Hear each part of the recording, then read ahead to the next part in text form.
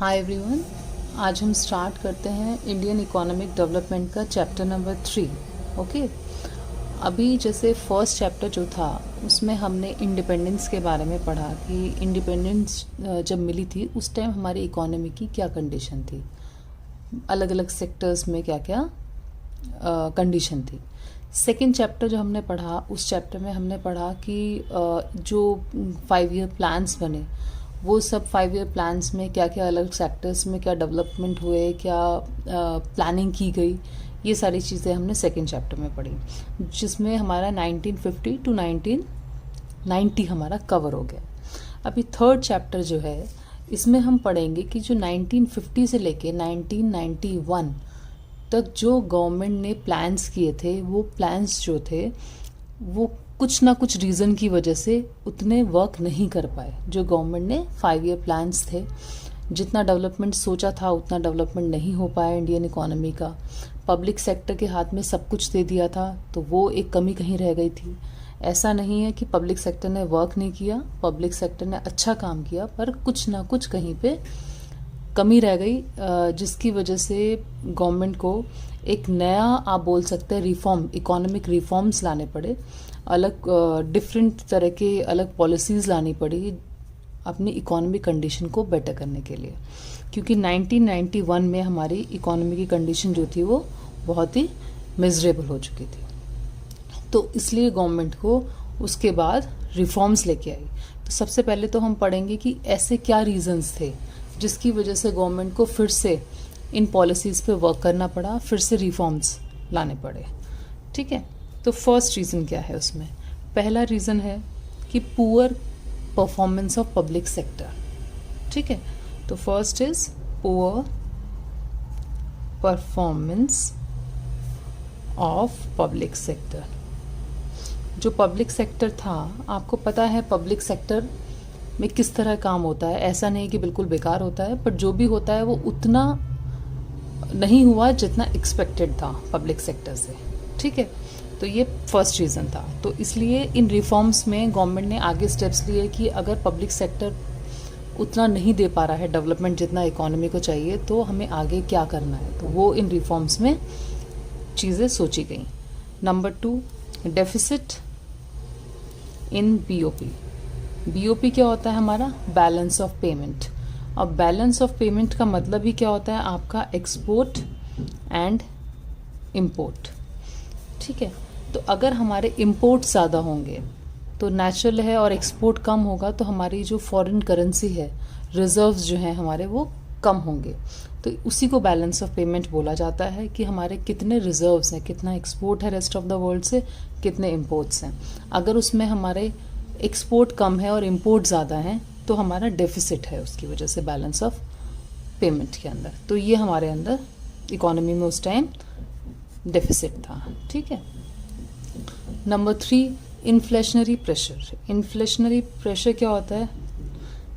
Inflationary pressure, inflationary pressure का मतलब है कि उस टाइम जो प्राइजेस थे सब चीज़ों के बहुत ज़्यादा हाई थे। तो प्राइस जो थे बहुत हाई होने की वजह से बहुत सारी प्रॉब्लम्स इकोनॉमी में आ रही थी, उनको कंट्रोल करना भी बहुत ज़रूरी था गवर्नमेंट के लिए। तो ये थर्ड रीज़न है। फोर्थ था कि हमारा जो फॉरेक्स है, फॉरेन एक्सचेंज जो रिजर्व्स हैं वो कम होते जा रहे थे। तो नेचुरल है, उसका रीज़न क्या है? हमारा डेफिसिट इन बीओपी, यानी हमारे इम्पोर्ट ज़्यादा हैं और एक्सपोर्ट कम है, तो हमारा फॉरेन एक्सचेंज रिजर्व कम हो रहा था। ठीक है, नेक्स्ट हमारा फिफ्थ रीज़न है ह्यूज बर्डन ऑफ डेट। हमारे पर बहुत ज़्यादा कर्जा हो चुका था। ठीक है, तो उसकी वजह से भी हमें आगे स्टेप्स लेने की ज़रूरत थी कि जो कर्जा हो गया है हमारे ऊपर उसे कैसे कम किया जाए। और नंबर 6 इज़ जो मैनेजमेंट था हमारा इंडियन इकोनॉमी का, दैट वाज इनएफिशिएंट। बहुत सारी चीज़ों की वजह से हमारा जो मैनेजमेंट था वो अच्छे से वर्क नहीं कर रहा था। जिस तरह हमारे इकोनॉमी को उस टाइम बिल्कुल ही अंडर डेवलप्ड इकोनॉमी थी, उसको बूस्ट करने के लिए जो मैनेजमेंट चाहिए था वो नहीं हो पा रहा था। तो basically these are the 6 reasons at that time कि जिसकी वजह से हमें इकोनॉमिक रिफॉर्म्स फिर से लाने पड़े। ओके, ओके, अब क्या हुआ, आपको ये रीजंस पता चल गए कि किस वजह से हमें रिफॉर्म्स फिर से लाने पड़े। अब हमारी इकोनॉमी की कंडीशन इतनी बुरी थी, इतनी बुरी थी, उस वजह से मतलब आप ये बोल सकते हैं 1991 में क्राइसिस था कि हमारे उस कंडीशन को बोलेंगे, हमारी इकोनॉमी कंडीशन इतनी मिजरेबल थी। तो हमारी इंडिया को जहाँ हमारा रिजर्व्स इतने कम हैं और हम एक तरह से कर्जे में डूबे हुए हैं, तो हमारी गवर्नमेंट को लोन लेना पड़ा। और लोन किससे लिया गवर्नमेंट ने? हमारे IMF, इंटरनेशनल मॉनेटरी फंड, ठीक, वहाँ से लोन लिया और वर्ल्ड बैंक से लोन लिया। अब उन लोगों ने लोन तो दे दिया, पर लोन देने के टाइम पे उन लोगों ने हमसे एक्सपेक्ट किया लोन देते टाइम कि हम लोग अपने यहाँ पे जितनी भी हमने प्राइवेट सेक्टर के ऊपर रेस्ट्रिक्शंस लगाई हैं वो हमें ख़त्म करनी होंगी। पहली चीज़ कि हम अपने जो रेस्ट्रिक्शंस है प्राइवेट सेक्टर के ऊपर उन्हें हम रिमूव करें। Number 2, reduce role of government in many areas. बहुत सारी जगह जो गवर्नमेंट ने अपना एक तरह से कंट्रोल कर रखा है, होल्ड कर रखा है, रेस्ट्रिक्शंस लगा रखे हैं, उन्हें गवर्नमेंट कम करे, प्राइवेट सेक्टर को लेके आए, अपना रोल बाकी सब जगह से कम करे जो किया हुआ है। और नंबर 3, रिमूव ट्रेड रेस्ट्रिक्शंस। जो हमने ट्रेड के ऊपर रेस्ट्रिक्शंस लगाई थी कि एक लिमिट से ज़्यादा हम इंपोर्ट नहीं करेंगे, या हमारा मतलब ये सारी चीज़ें जो थी, क्योंकि बहुत सारी उन चीज़ों से बहुत सारी प्रॉब्लम्स क्रिएट हो गई थी ट्रेड में रेस्ट्रिक्शन की वजह से, तो वो हमने कम करी, ख़त्म। उन्होंने बोला कि आप रिमूव करें उन रेस्ट्रिक्शंस को, तो उस वजह से उन्होंने फिर हमें लोन दिया, वर्ल्ड बैंक ने और इंटरनेशनल मॉनेटरी फंड ने। तो बेसिकली हमने ये 3 चीज़ों पे वर्क किया। इसी वजह से आपके चैप्टर का नाम भी है liberalisation, privatisation and globalisation. Okay okay, तो जिस तरह हमारी गवर्नमेंट एग्री हो गई, तैयार हो गई सारे रेस्ट्रिक्शंस को प्राइवेट से हटाने के लिए और गवर्नमेंट का बहुत सारे एरिया से होल्ड कम करने के लिए, प्लस ट्रेड रेस्ट्रिक्शंस को रिमूव करने के लिए, तो गवर्नमेंट एक नई इकोनॉमिक पॉलिसी लेके आई जिसको हम बोलते हैं न्यू इकोनॉमिक पॉलिसी, या शॉर्ट में NEP, 1991, जुलाई 1991 में लेके आई। ठीक है, अब इसका एम क्या था इस NEP का? इसका था कि हमें अपने मार्केट को, जो बिल्कुल हमने सब चारों तरफ से बंद कर दिया था, उसे खोल देना, कॉम्पिटिटिव मार्केट बनाना। मतलब अब आप इंपोर्ट और एक्सपोर्ट दोनों के लिए ओपन था हमारा मार्केट। ठीक है, सेकंड, इसके अंदर क्या क्या चीज़ें थी? इस नई पॉलिसी बना तो दी है, इसके अंदर अब है क्या क्या? इसके अंदर बेसिकली बहुत सारे रिफॉर्म्स थे, जो कमी पुराने चैप्टर में आपने पढ़ी हैं, जो लिए थे स्टेप्स, उनमें जो कमी रह गई थी वो सारे चेंजेस इसके अंदर किए गए। जो गलतियाँ उसमें थी वो इनको इसमें पूरी की गई, चेंजेस किए गए। अब NEP जो है, इसके अंदर बेसिकली 2 तरीके से, 2 मेजर्स आप बोल सकते हैं लिए गए। ये 2 तरीके थे। क्या? पहला था स्टेबलाइजेशन मेजर्स, जिसमें मतलब हमारी इकोनॉमी को कैसे, जो बहुत उथल पुथल हो गई है, उसको ठीक करना, स्टेबलाइज करना। ठीक है, तो उसको शेप देने के लिए क्या क्या चीज़ें की। और दूसरा स्ट्रक्चरल मेजर्स, जो उसके अंदर हैं, उसके अंदर और क्या क्या चेंजेस करें हम, उसके स्ट्रक्चर में क्या क्या चेंजेस करना है। तो ये पहली चीज़ स्टेबलाइजेशन, मतलब कि अभी जो गड़बड़ है उसको टेम्परेरी कैसे आप ठीक कर दो। तो वो कैसे हो सकता है? पहली बात तो ये कि ये शॉर्ट टर्म थे प्लान्स जो लिए थे। नंबर 2, इसमें हमने जो बैलेंस ऑफ पेमेंट है, BOP, उसको सबसे पहले फटाफट ठीक करना। तो हमारा करेक्ट करेंगे हम BOP को, बैलेंस ऑफ पेमेंट को ठीक करना। ये टेम्परेरी मेजर्स जो लिए थे फटाफट हमारी इकोनॉमी को एटलीस्ट लाइन पे लाने के लिए, जो बिल्कुल गड़बड़ हो चुकी है। और number 3, controlling inflation, controlling inflation, मतलब जो प्राइसेस बहुत ज़्यादा बढ़ गए थे उनको कंट्रोल करना। तो ये 3 काम थे। एक 3 काम नहीं, मतलब ये तो छोटे शॉर्ट टर्म के लिए था। नंबर 1 चीज़ कि BOP फटाफट ठीक करो, और इन्फ्लेशन जो प्राइस बढ़ गए हैं उनको कंट्रोल में लेके आओ, ये थे। अब स्ट्रक्चरल जो चेंजेस करे थे उन्होंने क्या किए थे? पहली बात तो ये लॉन्ग टर्म थे, लंबे टाइम के प्लान्स थे गवर्नमेंट के। नंबर 2, एफिशिएंसी बढ़ाना, इंक्रीजिंग एफिशिएंसी। ठीक है, कि जो चीज़ें जिस तरह वर्क कर रही हैं उनको बेटर तरीके से करना। और नंबर 2, इंक्रीजिंग कॉम्पिटिटिवनेस, हमारा मार्केट जो है उसको ओपन करना। मार्केट को ओपन करो बाहर के लिए, दूसरे वर्ल्ड के लिए, कि अपने ही अंदर देश में, ऐसा नहीं कि अपनी इकोनॉमी या अंदर ही हम लोग रेस्ट्रिक्टेड रहें। तो ये गवर्नमेंट के बेसिकली स्टेप्स है जो इन रिफॉर्म्स के की वजह से या इनके थ्रू गवर्नमेंट ने पूरे करे हैं। ओके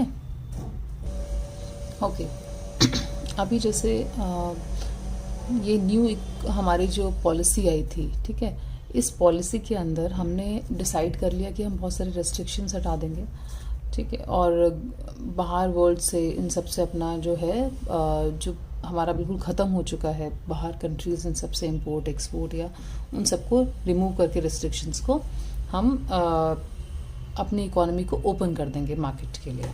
तो बेसिकली न्यू इकोनॉमिक पॉलिसी के अंदर 3 चीज़ें हमारी गवर्नमेंट ने सोची। एक तो प्राइवेटाइजेशन, लिबरलाइजेशन एंड ग्लोबलाइजेशन। अब इनका छोटा छोटा मीनिंग तो आपको समझ आ गया होगा, जिसको हम डिटेल में पढ़ेंगे। क्या था, जिसको LPG भी बोला जाता है, L for this, P for this and G for this. Privatisation मतलब कि जो अब तक पब्लिक सेक्टर के हाथ में सब कुछ है उसे प्राइवेट को भी देना, सब कुछ गवर्नमेंट के हाथ से, ऐसा नहीं कि सब कुछ गवर्नमेंट के पास रहेगा, क्योंकि हमने देख लिया पब्लिक सेक्टर का परफॉर्मेंस इतना अच्छा नहीं था जितना होना चाहिए, इसलिए प्राइवेट को भी अब बहुत सारे अंदर मतलब आने देना। उनकी रेस्ट्रिक्शंस जो उनके ऊपर थी कि आप कंट्रोल कर रखा था आने के लिए इकोनॉमी में, कि आप कुछ अपने अलग अलग सेक्टर्स में प्राइवेट को आने के लिए रेस्ट्रिक्शन से उनको हटाया गया, रिमूव किया गया। लिबरलाइजेशन मतलब होता है कि आपने जो बहुत सारे रेस्ट्रिक्शंस लगा रखे थे बहुत सारी चीज़ों पे, उनको हटाया जाएगा और प्राइवेट को आप लाओगे, और रूल्स, लाइसेंसिंग, ये सारी चीज़ें बहुत सारी होती है जिन पे कंट्रोल कर रखा था, उन सबको भी थोड़ा सॉफ्ट किया जाए, रेस्ट्रिक्शन जो है हटाए जाए, लिबरलाइज किया जाए चीज़ों को। और ग्लोबलाइजेशन मीन्स बेसिकली आपको बाकी वर्ल्ड से, मार्केट से अपने आप को ओपन करना। तो ये इन 3 चीज़ों को हम बहुत ब्रॉड में पढ़ते हैं। तो पहला आपका आ गया लिबरलाइजेशन। इसमें क्या है, एज द मीनिंग जो इसका है वर्ड का वही समझ में आ रहा है, all restrictions on entry and growth of private removed, ठीक है, पहली चीज़। Second, reduce government control, government का जो कंट्रोल हर चीज़ पे होल्ड है उसको कम करा जाए, ठीक है। पब्लिक सेक्टर यूनिट्स अंडरटेकिंग्स, इतना ज़्यादा गवर्नमेंट का कंट्रोल हर चीज़ पे था, अब उसमें प्राइवेट का भी शेयर हर चीज़ में शुरू हो जाए बेसिकली। पर्पस क्या था ये करने का, इसका पर्पस था अनलॉक इकोनॉमिक पोटेंशियल, कि जो हमारी इकोनॉमी की पोटेंशियल है प्राइवेट के आने से, कि वो किस तरह और डेवलप हो सकती है, जिसको रोक रखा है वो पोटेंशियल पता चलेगी, ठीक है, ये इसका पर्पस था। नेक्स्ट, इकोनॉमिक रिफॉर्म्स में जैसे हम पुराने चैप्टर्स में ही पढ़ रहे थे कि गवर्नमेंट अलग अलग सेक्टर्स पे वर्क कर रही थी। पहले हमने कंडीशंस देखी थी अलग सेक्टर में क्या है, फिर हमने उन पे वर्क किया सेक्टर्स में, कहाँ कहाँ कमी रह गई थी पुराने चैप्टर्स में, तो एग्रीकल्चर, इंडस्ट्रीज, अलग अलग सेक्टर्स में। तो इसमें ही हम पढ़ेंगे कि इकोनॉमिक रिफॉर्म्स जब आए तो गवर्नमेंट ने किस किस सेक्टर पे क्या प्लानिंग करी, क्या रिफॉर्म्स करे। तो लिबरलाइजेशन की जहाँ तक बात है तो गवर्नमेंट ने इंडस्ट्रियल सेक्टर पे देखा, वहाँ पे चीज़ें चेंजेस करे, फाइनेंशियल सेक्टर में चेंजेस करे, टैक्स में रिफॉर्म्स लेके आई, ठीक है, फॉरेन एक्सचेंज जो हमारा है उसमें क्या क्या रिफॉर्म्स थे, और ट्रेड एंड इन्वेस्टमेंट जो आपको पता ही है, हमारा ट्रेड जो बेसिकली है उसमें क्या क्या रिफॉर्म्स लेके आई है। इनको हम थोड़ा सा डिटेल में पढ़ते हैं इस चैप्टर में। ओके, अब हम देखते हैं लिबरलाइजेशन में गवर्नमेंट ने अलग अलग सेक्टर्स में क्या क्या किया। पहला है इंडस्ट्रियल सेक्टर में गवर्नमेंट ने क्या किया। इंडस्ट्रियल सेक्टर में जैसे इंडस्ट्रीज़ को हमने पुराने चैप्टर में पढ़ा कि लाइसेंस लेना बहुत मस्त था, हर चीज़ के लिए आपको लाइसेंस चाहिए, जिसकी वजह से जो प्रोसेस है वो बहुत स्लो हो जाती है और बहुत सारे लोग उस वजह से रुक भी जाते हैं कोई चीज़ नया कुछ स्टार्ट करने से पहले, तो वो हमारी रिडक्शन किया उसमें। Number 2, decrease in role of public sector. Public sector का हर इंडस्ट्रीज़ पे इतना कंट्रोल था कि सारी गवर्नमेंट के अंदर इतनी सारी इंडस्ट्रीज़ आएंगी, रिजर्व, इन ये चीज़ें सिर्फ गवर्नमेंट ही बना सकती है, प्राइवेट नहीं बना सकता, उनको डिक्रीज़ किया। Number 3, D reservation under SSI। कुछ प्रोडक्ट्स ऐसे थे जो SSI यानी स्मॉल स्केल इंडस्ट्रीज़ थे उनके लिए ही रिजर्व किए गए थे, जो छोटे एरियाज़ में खुली होती हैं उनको भी डी रिजर्वेशन किया, मतलब वो यहाँ पे भी बाकी जगह भी वो बन सकते हैं प्रोडक्ट्स।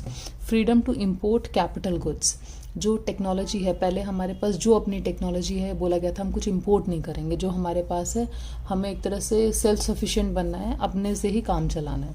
बट उसकी वजह से क्या था, जो टेक्नोलॉजी हमारे पास नहीं है उसकी वजह से हम बहुत सारी चीज़ों में लैग कर रहे थे, तो नई टेक्नोलॉजी को भी फ्रीडम थी टू इम्पोर्ट। तो ये हमारी इंडस्ट्रीज़ के अंदर स्टेप्स लिए गए रिफॉर्म्स। अगर हम फाइनेंशियल सेक्टर की बात करें तो फाइनेंशियल सेक्टर मीन्स आपको पता ही है, फाइनेंस मीन्स एक तरह से बैंक्स की बात करें, पैसे की बात करते हैं, तो आपको पता है कि मेन रोल जो फाइनेंशियल सेक्टर में होता है आरबीआई। आरबीआई ही मेन कंट्रोल करता है कि बैंक्स का कितना रिजर्व्स होंगे, कितना लोन दे सकती है, क्या इंटरेस्ट रेट होगा। तो ये सारी जो चीज़ें रेगुलेट करती है आरबीआई, कंट्रोल की बजाय अब उसको एज अ फैसिलिटेटर, मतलब वो फैसिलिटीज़ प्रोवाइड करे बैंक को, ऐसा रोल उसका चेंज किया कि वो कंट्रोलर ना बने, रेगुलेटर ना बने, उनको बैंक्स को फैसिलिटेट करे, उनको हेल्प करे। तो इसका रोल चेंज किया गया आरबीआई का। सेकंड, अभी तक सिर्फ गवर्नमेंट के ही बैंक्स होते थे, पब्लिक बैंक्स, तो अब प्राइवेट को भी बोला गया कि वो भी अपने बैंक्स खोलें। तो उससे क्या होगा, कंपटीशन बढ़ेगा, लोगों को कम रेट पे लोन मिलेगा, इजीली कम इंटरेस्ट देना पड़ेगा उनको, ठीक है। तो लोगों का फ़ायदा होगा, जितने लोग लोन लेंगे उतना इन्वेस्टमेंट होगा और उतना ही हमारी इकोनॉमी डेवलप होगी। Clear. Ease in expansion process. Expansion process मतलब अगर किसी बैंक को मान लीजिए अपनी एक यूनिट किसी और जगह लगानी है या अपने में ही कुछ चेंजेस करने हैं, तो उसके लिए भी पहले बैंक को परमिशन लेनी पड़ती थी आरबीआई से। अभी क्या फिर इन रिफॉर्म्स में क्या किया कि they need not to take any permission from RBI for that, they can go for expansion without any permission. Clear. Next आपका आता है टैक्स में क्या रिफॉर्म्स किए। टैक्स में गवर्नमेंट ने क्या किया, जो टैक्स थे उन टैक्सेस को रिड्यूस किया। रिड्यूस क्यों किया, उससे गवर्नमेंट का क्या फ़ायदा, उससे ये फ़ायदा हुआ कि लोग एक तो अपनी इनकम इजीली डिस्क्लोज करेंगे, उनको टैक्स कम देना पड़ेगा। तो जो लोग पहले छिपा के करते थे, तो बताते नहीं थे, इनकम कहीं ना कहीं तरह हाइड करते थे। सेकेंडली क्या हुआ कि टैक्स कम होगा तो लोगों की सेविंग्स बढ़ेंगी, सेविंग्स बढ़ेंगी तो दे गो फॉर इन्वेस्टमेंट। तो बेसिकली इन्वेस्टमेंट जो है वो हमारी इकोनॉमी में होगा, डेवलप करेगा। Clear. Next, reduction of taxes हो गया। Reform in indirect taxes. Taxes भी हमारे दो तरह के होते हैं, direct tax and indirect tax. तो डायरेक्ट टैक्स तो बेसिकली वही जो सैलरी पे आपका लगता है, जो आपकी डायरेक्ट इनकम पे लग रहा है। और इनडायरेक्ट होते हैं जैसे अगर आपके जो आपके दूसरों पे ट्रांसफ़र कर सकते हो, जो आपके ऊपर नहीं होते, तो उनमें भी बहुत सिंप्लीफिकेशंस किए। जैसे आप जीएसटी बोल सकते हैं कि एक तरह से एक ही मेथड बना दी, यानी कि बहुत इनडायरेक्ट टैक्सेस के भी पहले बहुत सारी चीज़ें कंफ्यूजिंग होती थी। तो ये टैक्स में रिफॉर्म किए, डायरेक्ट इनडायरेक्ट में। नेक्स्ट, जो टैक्स प्रोसेस है उसको भी सिंप्लीफाई किया गया कि नॉर्मल लेमैन जो है, जैसे हम जैसे लोग हैं जिनके लिए बहुत सारी कॉम्प्लिकेटेड होती थी ये चीज़ें, वो सिंप्लीफाई हो सके टैक्स में। क्लियर। तो ये प्रोसेस सिंपल कर दी कि हर एक इंसान को समझ में आ जाए। तो ये 3 हैं रिफॉर्म्स। आगे के हम और पढ़ते हैं। ओके, अभी जैसे हमने लिबरलाइजेशन के अंदर हमने पढ़ लिया कि इंडस्ट्रीज़ में क्या रिफॉर्म्स हुए, फाइनेंशियल सेक्टर में क्या रिफॉर्म्स हुए, टैक्स में क्या रिफॉर्म्स हुए। नंबर 4 है आपका foreign exchange reforms. Foreign exchange में क्या रिफॉर्म्स हुए, बेसिकली डीवैल्यूएशन ऑफ रुपी। जो हमारा रुपी है, गवर्नमेंट ने उसको डेलिबरेटली उसकी जो वैल्यू थी उसको कम किया। क्यों कम किया, कि अगर हम रुपी की वैल्यू को कम कर देंगे, उस टाइम हमारे रिजर्व्स बिल्कुल एक तरह से माइनस में चले गए थे, बहुत कम चले गए थे। तो गवर्नमेंट को फिर से हमें वो चीज़ें रिजर्व्स चाहिए थे। तो अब रिजर्व्स को फिर से लाने के लिए गवर्नमेंट ने डेलिबरेटली अपनी रुपी की वैल्यू को कम किया। तो अब मान लीजिए अगर किसी दूसरी करेंसी के उसमें हमारी वैल्यू अगर कम होगी रुपी की, तो वो लोग ज़्यादा से ज़्यादा हमारे कंट्री में इन्वेस्ट करेंगे, ज़्यादा से ज़्यादा इन्वेस्ट करेंगे, या हमारे यहाँ से ज़्यादा एक्सपोर्ट हमारा बढ़ेगा। लोग ज़्यादा से ज़्यादा कम सामान में ज़्यादा सामान खरीद सकते हैं, तो हमारे पास करेंसी का इनफ्लो होगा। इसलिए गवर्नमेंट ने डिवैल्यूएशन ऑफ रुपी किया। उसके बाद जब वो कंडीशन ठीक हो गई, तो गवर्नमेंट ने फिर एक्सचेंज रेट का जो हमारा प्राइस है उसको मार्केट पे छोड़ दिया कि जितनी मार्केट में डिमांड होगी और जितनी सप्लाई होगी, उस वजह से उसकी से ही हमारी इंडियन रुपी की जो वैल्यू है वो डिटरमाइन होगी, एक्सचेंज वैल्यू। तो ये गवर्नमेंट ने 2 काम किया, मतलब हम फिक्स नहीं करेंगे अपने एक्सचेंज रेट को, it will be floating. Floating अगर आपने मैक्रो में पढ़ा है चैप्टर फॉरेन एक्सचेंज रेट का, तो आपको इसका मीनिंग पता होगा। मार्केट पे छोड़ दिया, ठीक है। तो ये फॉरेन एक्सचेंज के अंदर हुआ रिफॉर्म्स। नेक्स्ट है trade and investment policy reforms. Trade, जैसे हम बात कर ही रहे थे कि ट्रेड जो हमारा बहुत सारे रेस्ट्रिक्शंस थे 1991 से पहले, कि बाहर से क्वांटिटेटिव रेस्ट्रिक्शंस लगा दिए कि इससे ज़्यादा अगर आप इंपोर्ट करेंगे तो टैक्स लग जाएगा, या कुछ चीज़ों पे आपको नहीं इंपोर्ट करना है। तो बहुत सारी जो चीज़ें थी उनको ख़त्म किया गया। उसके रीज़न क्या थे, क्यों हमने अपने ट्रेड में रिफॉर्म्स लाए। तो पहला रीज़न ये है कि इंक्रीज़ इंटरनेशनल कंपटीशन, कि अगर बाहर का प्रोडक्ट हमारे देश में आएगा, क्योंकि अब तक हमारे जो मैन्युफैक्चरर्स हैं, हमारी इंडस्ट्रीज़ हैं, उनका कोई कंपटीशन नहीं है, वो आपस में ही सब कुछ चल रहा है। तो कुछ बेटर करने के लिए वो लोग रेडी नहीं थे। तो बाहर से जब कंपटीशन आएगा, प्राइजेस का कॉम्पिटिट होगा, तो ये कंपटीशन उनको बेटर करने के लिए बूस्ट करेगा। प्रमोट फॉरेन इन्वेस्टमेंट, सेकंड क्या होगा, ट्रेड बढ़ेगा तो हमारा फॉरेन इन्वेस्टमेंट बढ़ेगा, बाहर के कंट्रीज से हमारे देश में इन्वेस्टमेंट किया जाएगा, फॉरेन एक्सचेंज बढ़ेगा, नई टेक्नोलॉजी आएगी हमारे देश में।